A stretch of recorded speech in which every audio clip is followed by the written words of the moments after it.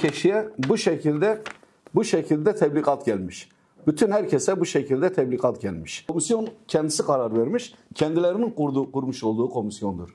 Yani her mahallenin bir komisyonu var. Her sokağın da bir komisyonu var. O şekilde belirlenmiş. Geçen yıl bizim Sırır Mahallesi'nde giriş katta bir tane taşınmazımız vardı. Yani evimiz vardı.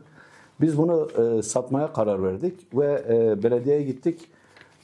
Çevre temizlik vergisini, bu rayiç bedelini devlet kendisi çıkarıyordu. Yani devlet her sokağa, her mahalleye bir komisyon kurup işte rayiç bedelini ona göre kendileri belirliyor. Komisyon belirliyor. Biz de gidip o rayiç bedeline göre harcını yatırırız. Harcını yatırdık.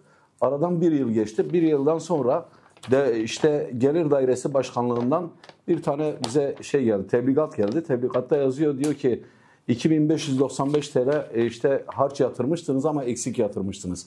Halbuki bu komisyon kendisi belirlemiş. Yani biz evimizin değeri 700.000 TL veya 500.000 TL veya 300.000 TL diye bir söyleme şansımız yok. Kendileri kurmuş olduğu komisyona göre biz ödeme yaparız. Burada Şanlıurfa'da 60.000 tane insana bu tebligat gitmiş. Yani milletten haksız kazanç elde ediyorlar. Yani artık devlet öyle bir konuma geçmiş ki yani geçmişe dönük artık vergi bizden almaya başladılar.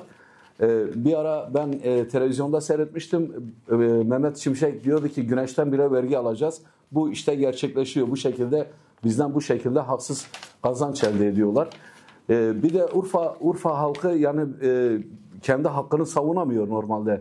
Yani ben kendim gittim tapu dairesine bunu sormaya, ben bunu bu evin değerini belirlemedim. Sizler belirlediniz. Neden bu şekilde bana tebligat gönderdiniz dediğimde işte git vergi dairesinden öğrenirsin neden olduğunu söylediler. Bizden bu şekilde haksız para elde ediyorlar.